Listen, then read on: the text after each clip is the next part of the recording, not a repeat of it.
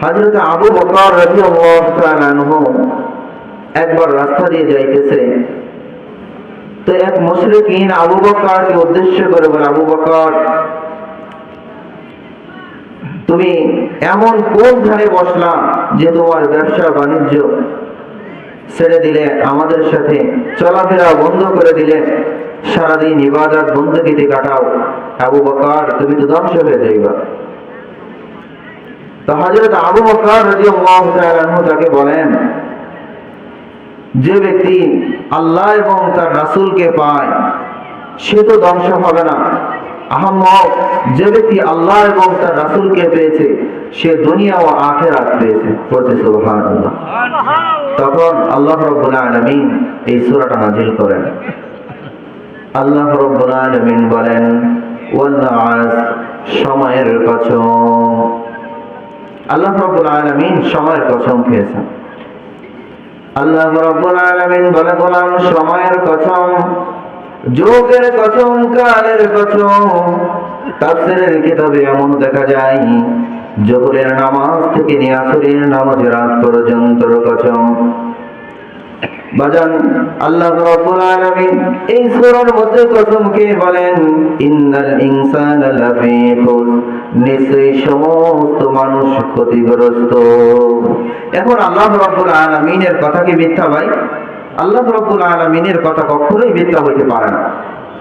তা সেই আল্লাহ যদি বলে দুনিয়ার সমস্ত মানুষ ক্ষতিগ্রস্ত, তাহলে কি আপনাদের এই ময়মনসিংহে যত মানুষ আছেন আপনারা বাদে, নাকি আপনারা সহ সমস্ত মানুষের কথা বলছে, তাই না ভাই? সমস্ত মানুষের কথা বলছে যে সমস্ত মানুষ ক্ষতিগ্রস্ত। আল্লাহ রাব্বুল আলামিন বলেন, ইল্লাল্লাযীনা আমানু। আল্লাহ রাব্বুল আলামিন বলে, গোলাম, তবে যাদের ঈমান আছে তারা ক্ষতিগ্রস্ত হবে না। ওয়া আমিলুস সালিহাত, যারা নেক কাজ করে তারা ক্ষতিগ্রস্ত হবে না। ওয়া তাওয়াসাউ বিল হক, যারা হকের উপর অটল থাকে তারা ক্ষতিগ্রস্ত হবে না। ওয়া তাওয়াসাউ বিস সবর, যারা সবরের উপর আমল করে, ধৈর্য ধারণ করে, তারা ক্ষতিগ্রস্ত হবে না। কয় গুণ বলেন? 4 গুণের কথা বলছে, যে 4টা গুণ যদি আমার গোলামের মধ্যে থাকে তো ওই গোলাম ক্ষতিগ্রস্ত হবে না। এখানে অনেক ওলামায়ে কিরাম সেই মাগরিবের পর থেকে কথা বলেছেন, সকলে দামি কথা বলেছেন, এর উপর আলোচনা হয় না। বিশেষ করে আমাদের অত্র মসজিদের ইমাম সাহেব অনেক দামি কথা বলেছেন, হুজুরের আলোচনা শোনার তৌফিক হয়েছিল। এবার আমরা একটু সবাই মনোযোগ দিই। তবে বড় খারাপ লাগে এটা যে অনেক দূর থেকে আসছি, আমি সেই মংলা বন্দর থেকে আসছি, অর্থাৎ আমাদের বিভাগ খুলনা, অনেক দূর থেকে আসছি। চিন্তা করছি যেখানে মাহফিলে অনেক মানুষ হবে, এরকম একটা চিন্তা ভাবনা আমার ছিল। তবে এখানে আসার আগে আমি এমন শুনেছি যে নেত্রকোনার মানুষ ইসলাম প্রিয়, দিন প্রিয়, কিন্তু এখনো যারা বাইরে ঘোরাফেরা করছেন, বড় বিনয়ের সাথে বলবো, কোরআনের মজলিস বড় দামি মজলিস, অতি দ্রুত ময়দানে চলে আসে। তবে যারা ময়দানে আসে নাই তাদের কাছে বিশেষ একটা হাদিস আছে, কি জানেন? যে আমরা ভালো আছি, ঘোরাফেরা করছি, ওখানে বৈশা কি করবো?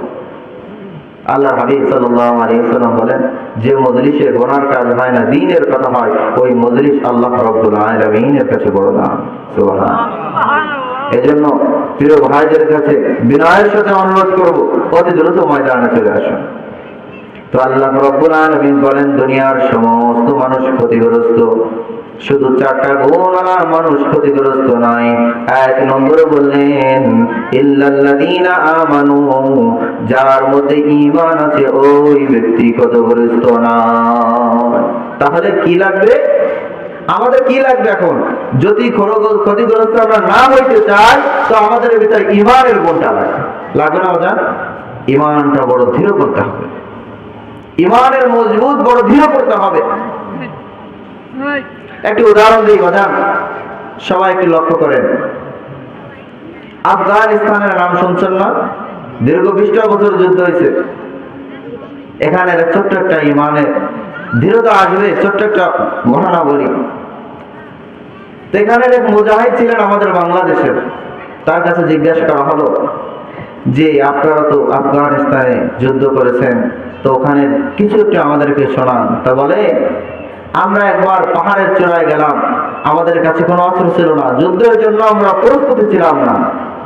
তো আমরা দেখলাম অপর দিক থেকে বিরোধী বাহিনীরা কামান অথবা বড় বড় অস্ত্র নিয়ে তারা দাঁড়িয়ে আছে। তাদের ওর একটা যদি আমাদের দিকে নিক্ষেপ করে তো আমরা সব পুড়ে তামা হয়ে যেতে পারি, পুড়ে ছাই হয়ে যেতে পারি। ওদের কাছে এমন বড় অস্ত্র আছে। ওই আফগানিস্তানের মুজাহিদ ভাই বলেন, ওরা যদি একটা নিক্ষেপ করে আমাদের দিকে তাহলে আমরা সমস্ত মানুষ ধ্বংস হয়ে যাব। তা আমরা সকলেই চিন্তা করলাম এখন কি করা যায়। বলে আমরা সকলে একসাথে আমরা নারায়ে তাকবীর আল্লাহু আকবারের ধ্বনি যখনই দিলাম, অপরদিকে দেখলাম তাদের অস্ত্র রেখে তারা পালাতে বাধ্য হয়ে যায়। ইমানের দৃঢ়তা কেমন! অস্ত্র নাই কিন্তু মনে একটা বল আছে, যখন যদি আল্লাহু আকবারের ধ্বনি দেই তো আল্লাহ রাব্বুল আলামিন অবশ্যই সাহায্য করবে।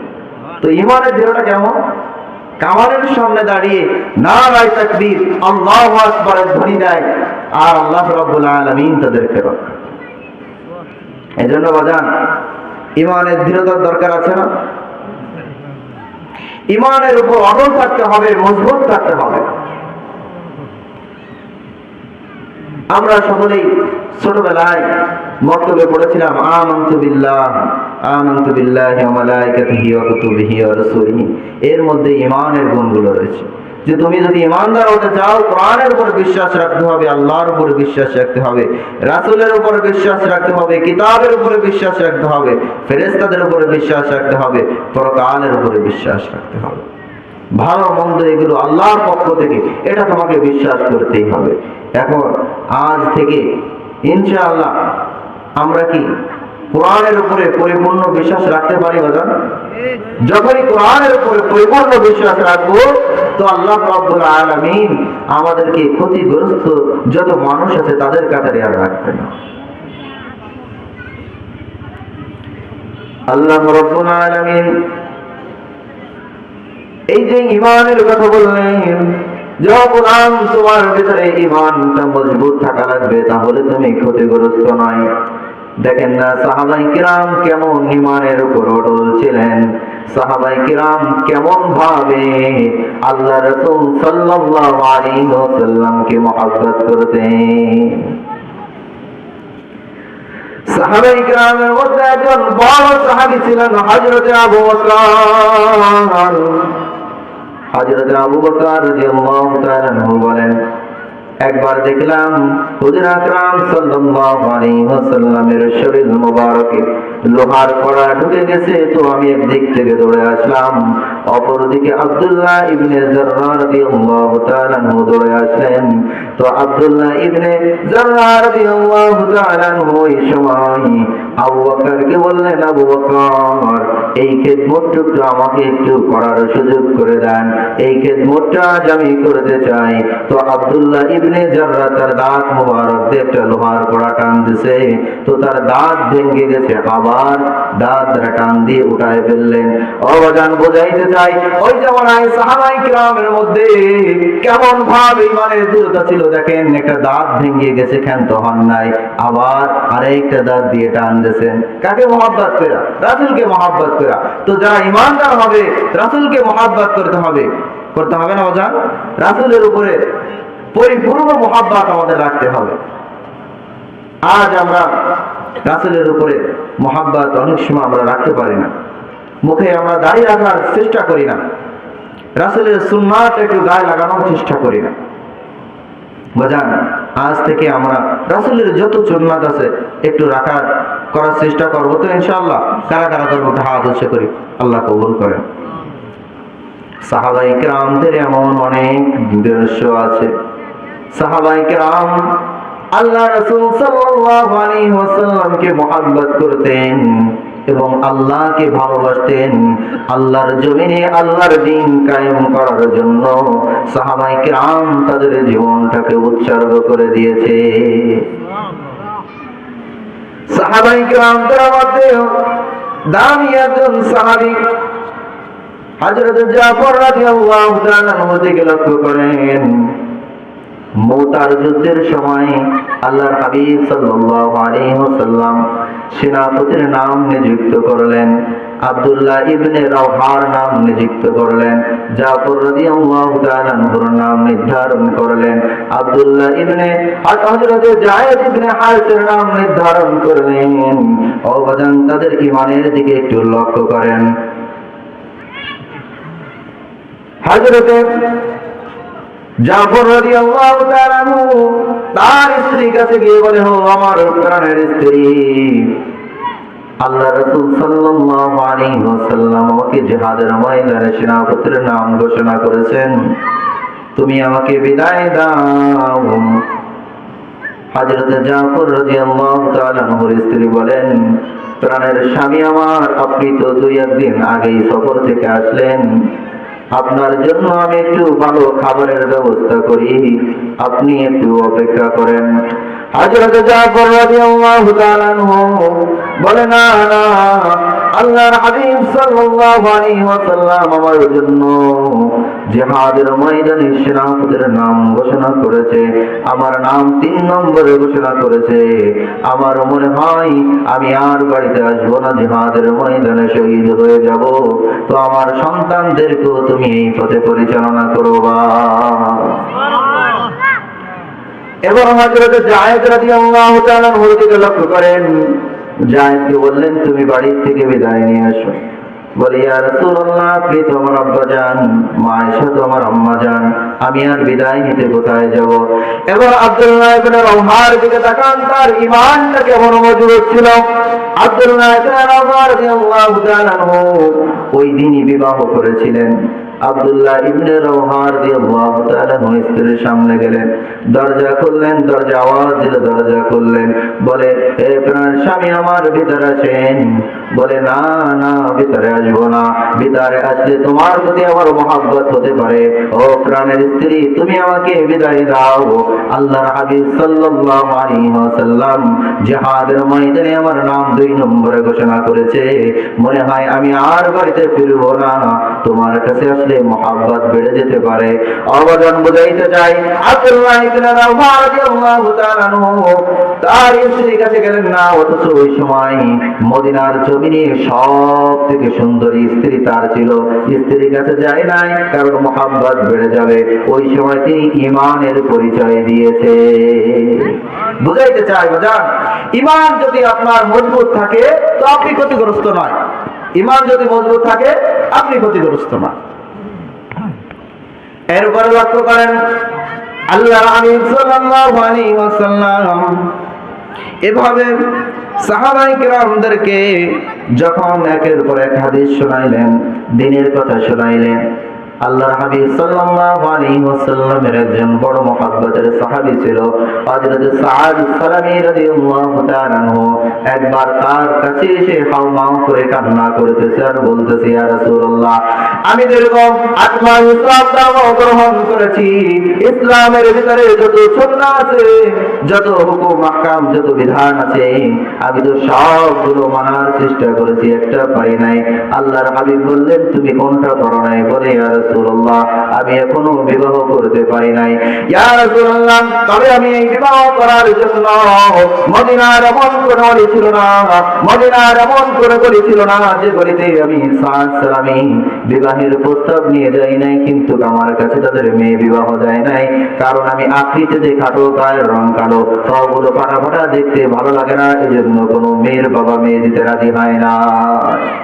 রাসূল মুস্কি হাসি দিলেন আর বললেন, তুমি আমর ইবনে ওয়াহাবের বাড়িতে যাও, মদিনার জমিনে সুন্দরী একজন মেয়ে, হুরে মাদিনা, যাকে হুরে মাদিনা বলা হয়, ওর সাথে বিবাহের আবদ্ধ করলাম, তুমি তার বাবার কাছে প্রস্তাব নিয়ে যাও। বাবার কাছে প্রস্তাব নিয়ে গেলেন, বাবা প্রস্তাব ফিরাই দিলেন। মেয়ে বললেন যে না, যেটা আল্লাহ রাসূল নির্ধারণ করেছে আমি তাকেই বিবাহ করব।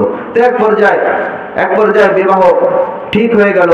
তো আল্লাহ রাসূল বললেন, সাদ দিল মোহরের জন্য তোমার কাছে কি আছে? বলে, ইয়া রাসূলুল্লাহ আমার কাছে তো কিছু নাই। তো বললেন, আলীর কাছে যাও, ওমরের কাছে যাও, উসমানের কাছে যাও, আবু বকরের কাছে যাও, স্বর্ণ নিয়ে আসো প্রত্যেকের থেকে। তো আনার পরে দিল মোহর দেওয়ার পর অবশিষ্ট কিছু স্বর্ণ থাকলেন। তো হযরত সাদ চিন্তা করলেন, প্রথম রাত স্ত্রীর কাছে যাব, একটু কিছু ভালো কিছু নিয়ে যাই, সাজন আছে না, এগুলোর ব্যবস্থা করতেছে। মদিনা সব থেকে বড় মার্কেটে ঢুকছে। আচ্ছা যাই হোক বাজান, আমি মোংলা থেকে আসছি, আমার কথা দিকে বোঝা যায়? বুঝতেছেন? কথা বোঝা যায় না? আচ্ছা আলহামদুলিল্লাহ। তো সাদ সালামী রাদিয়াল্লাহু তাআলা আনহু ওই সময় মদিনার মার্কেটে ঢুকলেন, স্ত্রীর জন্য কেনাকাটা করলেন। বের হইতেছে, বের হওয়ার সময় দেখে কে যেন আওয়াজ দিয়ে বলতেছেন, কে যাবা রাসূলের সাথে জিহাদের ময়দানে। কি বলে? কে বলে যে কে আছো, কে যাবা জিহাদের ময়দানে? বুঝলেন, হালকা ইকো দেওয়া যাবে না? বলে কে আছো জিহাদের ময়দানে যাবা। ওই সময় হযরত সাদ সালামী রাদিয়াল্লাহু তাআলা আনহু ওই সমস্ত মাল মদিনার মার্কেটে আবার ফেরত দিয়ে দিলেন। মদিনার মার্কেটে ফেরত দিয়ে তিনি এবার ঘোড়ার ব্যবস্থা করলেন, তলোয়ারের ব্যবস্থা করলেন, আর জিহাদের ময়দানে গেলেন। যাওয়ার পরে অসংখ্য কাফের বেদুইনদেরকে তিনি দুনিয়ার থেকে বিদায় দিলেন। সাদ সালামী রাদিয়াল্লাহু তাআলা এক পর্যায়ে শহীদ হয়ে গেলেন। সুবহানাল্লাহ। আল্লাহর হাবিব সাল্লাল্লাহু আলাইহি ওয়াসাল্লাম জিহাদের ময়দানে যুদ্ধ শেষ হওয়ার পরে মুসলমানদের লাশগুলো যখন দেখতেছিলেন, তো দেখে হযরতে সাদকে চেনা যায়, সাদের চেহারা। ওই দিন বলে, ও সাহাবীরা শুনে রাখো, জেনে রাখো, আমার সাদ আজ তার স্ত্রীর কাছে যাওয়ার কথা ছিল, মনে বড় কথা ছিল বিবাহ করবে, এত কিছু পর ও সাহাবায়ে কেরাম দেখো আমি নবীকে কেমন মহব্বত করে। যখন বলা হয়েছে কে আছো নবী মুহাম্মাদের সাথে জিহাদের ময়দানে যাইবা, তো সাদ ছুটে আসছে, বলে সাদ আল্লাহ রাব্বুল আলামিন কে বড় ভালোবাসে, আমি নবী মুহাম্মদ কে বড় ভালোবাসে, সাদ সালামী নিশ্চয়ই আমার সাথে জান্নাতে থাকবে। জান্নাতে থাকবে কথাটা কোন সময় বলছে? যখন ঈমানের উপর দৃঢ় আছে, তাই না? বুঝাইতে চাই ঈমানের কথা। সময় কম। আল্লাহ রাব্বুল আলামিন বলেন, ইল্লাল্লাযীনা আমানু ওয়া আমিলুস সালিহাত, বান্দার ভিতরে যখন নেক কাজ করার গুণ থাকবে, ওই বান্দা কখনো ক্ষতিগ্রস্ত হবে না। নেকের গুণ থাকতে হবে, সালিহিনের গুণ থাকতে হবে। আমরা সালিহিন অর্থাৎ সত্য কাজের, সত্যের দিকে মানুষকে আহ্বান করে দেওয়া যান। নেত্রকোনার মানুষ, ময়মনসিংহের মানুষ, ইসলাম প্রিয়, দিন প্রিয়, আমার মনটা বলে এদিকের মানুষ সৎ কাজ করে এবং সৎ কাজের আদেশ দেয়, নাকি বাজান? যারা করি না তারাও আজকের থেকে অদাবদ্ধ হই যে আমরা মানুষদেরকে সঠিক পথে রাখবো। যারা অসৎ পথে আছে তাদেরকে বাধা দিব যে ভাইজান সৎ পথে চলে আসেন, ভালো কাজ করেন। এই আদেশগুলো আমরা দেবো ইনশাআল্লাহ। আল্লাহর হাবিব সাল্লাল্লাহু আলাইহি ওয়াসাল্লাম সৎ কাজের আদেশ দিতেন। এই সৎ কাজের আদেশ দিতে গিয়ে কখনো সাহাবায়ে কেরামদেরকে আল্লাহ রাসূল সাল্লাল্লাহু আলাইহি ওয়াসাল্লামকে হাঁটের পথ থেকে হাঁটতেন, ওই হাঁটার পথে কখনো কাঁটা বিছায় রাখতেন। কাঁটা কোথায় রাখতো? যে নবী মুহাম্মদ যাবে, সাহাবায়ে কেরাম যাবে, ওদের পায়ে কাঁটা ঢুকবে। তবুও কি আল্লাহ রাসূল সাল্লাল্লাহু আলাইহি ওয়াসাল্লাম সাহাবায়ে কেরাম সৎ কাজের আদেশ থেকে বের আসে না? বরং লক্ষ্য করেন, সকলে আমরা জানি তায়েফের ময়দানে আল্লাহ রাসূল সাল্লাল্লাহু আলাইহি ওয়াসাল্লামের উপরে যেমন ভাবে হামলা করেছে, রাসূল সাল্লাল্লাহু আলাইহি ওয়াসাল্লামের উপরে পাথর নিক্ষেপ করেছে, সমস্ত শরীর রক্তে রঞ্জিত করেছে। হযরত জিবরাইল আলাইহিস সালাতু ওয়াস সালাম বলে, পয়গম্বর আপনি যদি একবার বলেন তো তায়েফবাসীকে ধ্বংস করে দিব। বলে আপনি যদি একবার বলেন তো তায়েফবাসীকে ধ্বংস করে দিব। আল্লাহর হাবিব সাল্লাল্লাহু আলাইহি ওয়াসাল্লাম বলে, জিবরাইল না, তায়েফবাসী আমাকে চিনতে পারে নাই, আমাকে ভুল বুঝেছে।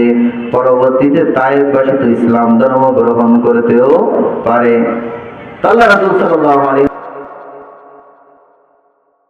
তো শরীরে পাথর নিক্ষেপ করছে, সমস্ত শরীর রক্তে রঞ্জিত করেছে, তবু কি বলে যে তায়েফবাসী চাইলে ইসলাম ধর্ম গ্রহণ করতে পারে। হয়তো এমন একটা দিন আসবে যেদিন সঠিক দিন তারা বুঝবে। এজন্য বাধা, যখন সৎ কাজের আদেশ করব তখন বিভিন্ন বাধা আসবে, বিভিন্ন রকম অভিযোগ আসবে। সৎ কাজের আদেশ করব, আপনি যখন মানুষকে বলবেন ভাই নামাজে আসেন, তো আপনাকে কি বলবে জানেন? যে বড় হুজুর হয়ে গেছে, একথা বলবে, কিন্তু মনে কষ্ট নেবেন না। একথা বলবে কিন্তু মনে কষ্ট নেবেন না। এমন একটা সময় ছিল যে দেশের প্রধানমন্ত্রী বিদায় নেওয়ার 4-5 দিন আগেও আমাকে ডিবি পুলিশ দিয়ে মানুষ বিভিন্ন রকম ভাবে খোঁজাইতো যে অমুক বিভিন্ন জায়গায় অমুক কাজ করছে, হ্যাঁ দেশ বিরোধী কাজ করছে, এ ধরনের বিভিন্ন কথা বলতো। কিসের জন্য? তাদের একটা উদ্দেশ্য ছিল যে হুজুর এই কথাগুলো কেন বলে, তাকে ধরাই দিতে হবে। এজন্য সৎ কাজ যখন আমরা করব, আমাদের বিরুদ্ধে বাধা আসবে, হামলা আসবে, মামলা আসবে। দেখেন এই যত বক্তারা আছে, হক্কানি উলামায়ে কেরাম, এক জায়গা থেকে আরেক জায়গা চলে যাইতেছে দিনের দাওয়াত নিয়ে, সৎ কাজের আদেশ নিয়ে, তারা নির্যাতনের শিকার হচ্ছে, জুলুমের শিকার হচ্ছে না? ওরা অনেক উলামায়ে কেরাম এমনও আছে যে আমাদের হকপন্থী একজন উলামায়ে কেরাম আছেন, খালেদ সাইফুল্লাহ আইবি, বলেন যে আমার পায়ের উপরে হাতুড়ি দিয়ে কেউ বাড়ি দিছে, তো রক্ত ছিটকে মারি বের হয়ে গেছে। তাহলে আঘাতটা কত জোরে দিছে। এজন্য কেন দিচ্ছেন? উনি সৎ কাজের আদেশ করেন, অসৎ কাজ থেকে নিষেধ করেন। এজন্য বলেন যত হামলা হোক, যত যাই কিছু হোক না কেন, আমরা কেউ পিছু পা হব না, আমরা হকের আওয়াজ দিয়েই যাব ইনশাআল্লাহ। আল্লাহ রাব্বুল আলামিন এরপর বলেন ইল্লাল্লাযীনা আমানু ওয়া আমিলুস সালিহাতি ওয়া তাওয়াসাউ বিল হক। আল্লাহ রাব্বুল আলামিন বলেন, ও গোলাম তুমি ক্ষতিগ্রস্ত হইবা না যদি তোমার ভিতরে হকের গুণ থাকে, যদি তুমি হকের উপর দৃঢ় থাকো। তুমি ক্ষতিগ্রস্ত হইবা না যদি তুমি হকের উপরে দৃঢ় থাকো, মজবুত থাকো। এখানে ছোট্ট একটা হাদিস শোনাই। আমিরুল মুমিনিন হযরত ওমর রাদিয়াল্লাহু তাআলা আনহুর শাসন আমলে হযরত ওমর মিম্বারে খুতবা দিচ্ছিলেন। ওই সময় দাঁড়িয়ে বললেন, হে সাহাবায়ে কেরাম, আপনারা আল্লাহ রাসূল সাল্লাল্লাহু আলাইহি ওয়াসাল্লামকে নিজের চোখে দেখেছেন, আপনারা তো বড় ধন্য। বললেন, হে সাহাবায়ে কেরাম, তবে আজ আমি যদি আমার রাজ্যের সমস্ত মানুষের ব্যাপারে এমন এলান জারি করে দেই যে যত মানুষ আছে, যত মুসলিম আছে, সাহাবায়ে কেরাম আছে, আপনাদেরকে আমি দ্বীনের বিরুদ্ধে পরিচালনা করব, আমি যদি আপনাদেরকে হাদিসের বিরুদ্ধে পরিচালনা করব, কোরআনের বিরুদ্ধে পরিচালনা করব, এমন আওয়াজ দেই, তাহলে কি আপনারা মেনে নেবেন? ওই সময় মজলিসের মধ্য থেকে একজন দুর্বল সাহাবী দাঁড়িয়ে গেলেন আর বললেন, ওমর, আমি অনেক গরিব মানুষ, আমার কাপড়টা ভালো না, কিন্তু এ কথা মনে করো না আমি তোমাকে ছেড়ে দিব। ওই দিন ওই সাহাবী দাঁড়িয়ে গেলেন আর তরবারিটা বের করলেন আর ওমরের দিকে লক্ষ্য করে বললেন, ওমর, তুমি যদি বলো ইসলামের বিরুদ্ধে পরিচালনা করবা, তুমি যদি বলো হাদিসের বিরুদ্ধে পরিচালনা করবা, তো আমি সাহাবী তোমাকে এই তলোয়ার দিয়ে দুইটা খণ্ড করে দিব। সুবহানাল্লাহ। বুঝাইতে চাই কি যে হকের উপর আপনাকে মজবুত থাকতে হবে, হকের উপর আপনাকে পরিপূর্ণভাবে অটল থাকতে হবে, তাহলে আপনি ক্ষতিগ্রস্ত না। আল্লাহ নিজে যদি কোরআনে বলে যে গোলাম তুমি ক্ষতিগ্রস্ত, দুনিয়ার কোনো মানুষ তাকে ভালো বানাইতে পারবে? দুনিয়ার কোনো মানুষ তাকে ভালোর দিকে আনতে পারবে? আল্লাহ রব্বুল আলামিন প্রকাশ্যে বলতেছে যে গোলাম, 4টা গুণ তোমার ভিতরে থাকা। 3টা গুণ বললাম, সময় সংক্ষেপ। আরেকটা বলি।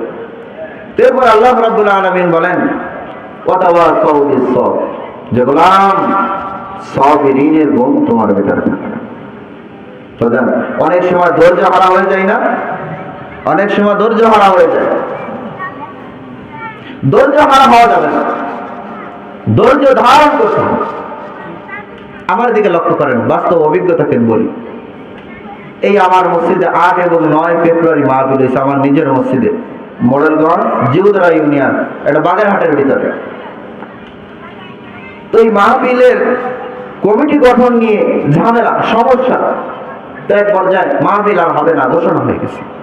তা আমি দাঁড়িয়ে বললাম যে ভাই, দিনের কাজ এটা হলে কেমন হয়? বলে ভালো হয়। আমি বলছি মাহফিলের শুরু থেকে শেষ পর্যন্ত সমস্ত দায়িত্ব আমি নিব। 2 দিন ব্যাপী মাহফিল, সকলে আলহামদুলিল্লাহ বলছে। 2-1 দিন পরে গ্রামে ঘোষণা হয়ে গেল, হ্যাঁ হুজুর আমাদের সমাজের লোক না দায়িত্ব নিল কেন? বিভিন্ন রকম কথা, যে হুজুর দায়িত্ব নেবে কেন? অথচ বাজার আমি দায়িত্ব নিয়েছিলাম কিসের? মাহফিলের জন্য। মানুষ যেন এখান থেকে 10টা সবক শুনলে, 10টা বিষয় সম্পর্কে শুনলে, একটা যদি আমল করে, আল্লাহ রাব্বুল আলামিন তার উসিলায় করে সমস্ত মানুষকে মাফ করে দিতে পারে। সুবহানাল্লাহ। তা আমি বুঝাইতে চাই, ধৈর্য হারা হওয়া যাবে না। তা আমার বিরুদ্ধে যখন বিভিন্ন জায়গায় সমালোচনা হইতেছে, আমি ওগুলো কানে নিই নেই। আমি শুধু একটা কথাই চিন্তা করেছি, যদি দিনের পথে থাকি তাহলে আমার বিরোধিতা করবে, আর যখনই আমার বিরোধিতা করবে তখনই আমাকে মনে করতে হবে যে না, আমি ইসলামের কোন একটা খেদমত করতেছি। এই জন্য বললাম ধৈর্য হারা হওয়া যাবে। হযরত মুসা আলাইহিস সালাতু ওয়াস সালামের দিকে লক্ষ্য করি। মুসা আলাইহিস সালাতু ওয়াস সালাম বড় দামি মানুষ ছিলেন। বুখারী শরীফের প্রথম খণ্ডের 122 নম্বর একটা হাদিস আছে মুসা আলাইহিস সালাতু ওয়াস সালাম সম্পর্কে। মুসা আলাইহিস সালাতু ওয়াস সালাম অনেক দামি পয়গম্বর ছিলেন। তাকে তার উম্মতেরা জিজ্ঞাসা করলেন যে আমাদের ভিতরে কে বড়? তাকে জিজ্ঞাসা করা হয়েছিল কে বড়? সে বলে আনা, আমি। মুসা আলাইহিস সালাতু ওয়াস সালামকে জিবরাইল আলাইহিস সালাতু ওয়াস সালামের মাধ্যমে আল্লাহ রাব্বুল আলামিন জানায় দিলেন যে আপনি বড় না, আপনার থেকেও বড় আলেম আছে। কি বুঝাইলেন?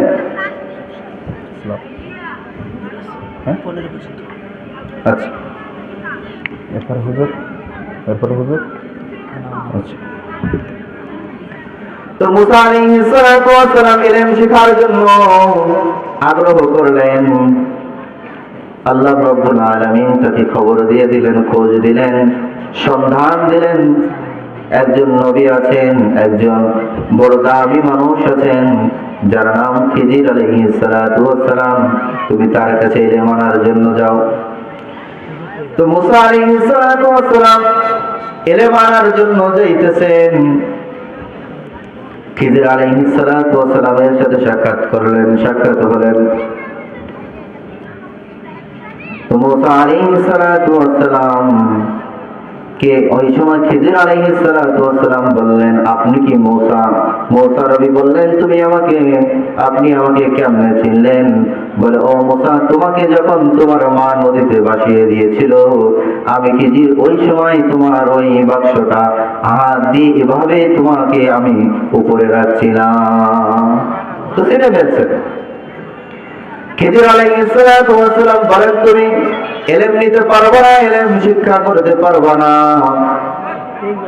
বলে না, আমি ইলম নিতে চাই। মুসা আলাইহিস সালাতু ওয়াস সালাম খিজির আলাইহিস সালাতু ওয়াস সালাম নৌকার মধ্যে চলতেছেন। তো খিজির আলাইহিস সালাতু ওয়াস সালাম নৌকায় আঘাত করে তক্তাটা ভেঙে দিলেন। মুসা নবী এবার রাগ হয়ে গেলেন যে গরিব মানুষ এই নৌকাটা চালিয়ে রিজিকের ব্যবস্থা করে, আপনি কেন তার নৌকাটা ভেঙে দিলেন? তো বলে, মুসা, কথা বলা যাবে না, আমি তো বলেছিলাম তুমি ইলম নিতে পারবে না। সামনের দিকে গেলেন। এরপরে দেখেন কিছু বাচ্চা আছে, তাদের মধ্যে থেকে একটা বাচ্চাকে এভাবে 2টা হাত দিয়ে তার গর্দানটাকে আলাদা করে ফেললেন, আর জমিনের মধ্যে আছাড় বলেন। এদিকে কি বলে ভাই? দেখো, আছাড় বলে। আমাদের ওদিকে গেল। তো এইভাবে আচরণ করলেন। মুসা আলাইহিস সালাতু ওয়াস সালাম আবার রাগান্বিত হয়ে গেলেন যে আপনি একটা বাচ্চাকে কেন মারলেন? আপনার তো এই বাচ্চাটাকে মারার কোনো দরকার নাই, ছোট মাসুম বাচ্চা, একে কেন মারলেন? বলে মুসা তোমাকে বলেছিলাম তুমি ইলম নিতে পারবা না। আবার সামনের দিকে গেলেন, তো ক্ষুধা লেগেছে, মানুষের কাছে খাবার চাই, বলে না খাবার দিব না। কিছু দূর যাওয়ার পরে দেখে একটা বিল্ডিং এর হল, ওই যে বাড়ির সীমানা থাকে না, ওইগুলো খোলা করতেছে। তো খিজির আলাইহিস সালাম মেরামত করতেছেন। মুসা বলে এই এলাকার মানুষ তো আমাদের খাবার দিল না, অনেকের কাছে খাবার চাইলাম খাবার দিল না, তাহলে কেন আমরা এই বাড়ির মেরামত করব? বলে মুসা তোমাকে তো বলেছিলাম তুমি ইলম নিতে পারবে না, তুমি ধৈর্য ধারণ করতে পারবে না। তো মুসা আলাইহিস সালাম যখন চলে আসবে, তখন খিজির আলাইহিস সালাম বলে মুসা দাঁড়াও, তুমি জিজ্ঞাসা করেছিলে আমি নৌকায় কেন আঘাত করেছি? নৌকায় আঘাত এই কারণেই করেছি, এখান থেকে ডাকাত দল আসবে, যখন দেখবে নৌকা ভাঙ্গা তো এই নৌকাটা আর নিবে না, তবে কিয়ামত পর্যন্ত এই নৌকায় আর পানি উঠবে না, ভাঙ্গা নৌকায় পানি উঠবে না। তো মুসা নবী বুঝতে পারলেন যে না, কাজটা তো ঠিক আছে, যে ডাকাত দল এদিকে যাবে, তো নৌকাটা যদি নিয়ে যায় তাহলে ওদের কষ্ট হবে না, তাহলে ঠিক আছে। কিছু দূরে গেলেন, এরপরে এই যে বাচ্চাটাকে মারছিল এই সম্পর্কে খিজির আলাইহিস সালাম বলে মুসা তুমি জিজ্ঞাসা করেছিলে এই বাচ্চাটাকে কেন আমি মারলাম? এই বাচ্চাটা যখন বড় হবে, এই বাচ্চাটা যখন যুবক বয়সে উপনীত হবে, তো এই ব্যক্তিটা, এই বাচ্চাটা ইসলামের বিরোধিতা করবে, বড় কাফের হবে, বড় জালেম হবে, এজন্য আমি আল্লাহর আদেশে এই বাচ্চাটাকে মেরেছি। আছে না? এবার এখান থেকে লক্ষ্য করেন, অনেক দূর থেকে আসছি, সময় কম, সংক্ষেপে বুঝাই। অনেক সময় বাচ্চা মারা যায় না, তো আমরা কি বলি, আল্লাহ বাচ্চাটা নিল কেন? মনে করবেন এইটা উত্তম, আপনার জন্য উত্তম, এমন তো হইতে পারে এই বাচ্চা বড়ই আপনারা খানা দিবে না, হইতে পারে না, এটা আপনার জন্য উত্তম, এই জন্য লাগিয়ে গেছে, এই জন্য আফসোস করা যাবে না। এটা করে কিন্তু আপনাদের দিকে না করতে পারে, আমাদের মোংলার দিকে করে। নদী এলাকা অনেক সময় বাচ্চারা পানিতে পড়ে মারা যায়, তো এগুলো তারা চিন্তা ভাবনা করে আর বলতে থাকে, মহিলা মানুষ বোঝেন না কেমন কান্নাকাটি করে, এদিকে করে, তো বলে আল্লাহ সন্তানটা কেন নিয়ে গেলাম? এমন তো হইতে পারে এই সন্তান বড় হয়ে বড় জালেম হবে, কোরআনের বিরোধিতা করবে, আলেমদের বিরোধিতা করবে, আলেমদেরকে মিথ্যা মামলা দিয়ে ফাঁসির কাস্টে ঝুলাবে, এমন হইতে পারে না? এর কারণে পরকালে আপনাকে আমাকে জাহান্নামে যাওয়া লাগতে পারে, এজন্য এই দুঃখকে করুন। তো এই বাচ্চা সম্পর্কে এমন হাদিস আছে,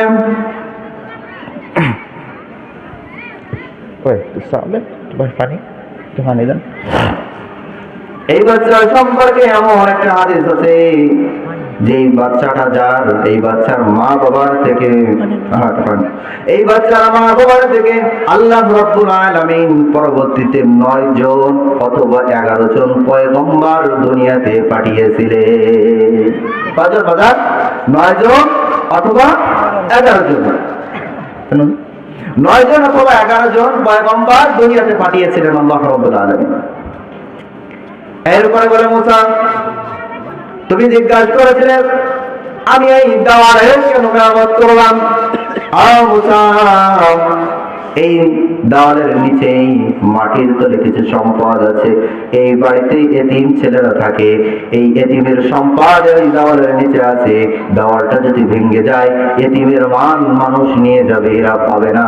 মুসা আলাইহিস সালাম বললেন না, এটাও ঠিক আছে, এতিমের হক কেন আরেকজন নিয়ে যাবে? বলেছিলাম আমার বোঝানোর উদ্দেশ্য এখানে আল্লাহ রাব্বুল আলামিন পয়গম্বর মুসাকে বলে মুসা তোমার থেকে বড় আলেম আছে, তোমার ইলম নেওয়ার প্রয়োজন আছে। মুসা নবীর ভিতরে সমস্ত গুণ ছিলেন, তবে ধৈর্যের গুণ কম ছিলেন। তো খিজির আলাইহিস সালামের কাছে তাকে পাঠানোর উদ্দেশ্য যে ধৈর্য ধারণের গুণও তোমার দরকার আছে। আল্লাহ রাব্বুল আলামিন কোরআন কারীমে বলছে সমস্ত মানুষ ক্ষতিগ্রস্ত, সুতরাং আমরা নেত্রকোনাবাসী বাদে নয়, আমরা নেত্রকোনাবাসী বাদে নয়, আমরা সহ সমস্ত মানুষ ক্ষতিগ্রস্ত, 4টা গুণওয়ালা মানুষ ক্ষতিগ্রস্ত নয়, এটা বোঝাইতেছিলাম। বাজান আজ থেকে একটু ওয়াদাবদ্ধ হতে পারি না যে আমরা ইমানের উপর অটল থাকবো, হকের উপর অটল থাকবো, পারি না? ইমানের উপরে, হকের উপরে, সাবিরের উপরে, সালেহিনের উপরে আমরা পরিপূর্ণভাবে অটল থাকবো। কারা কারা রাজি আছে দুইটা হাত উঁচু করে আল্লাহকে দেখায়। নারায়ে তাকবীর, নারায়ে তাকবীর।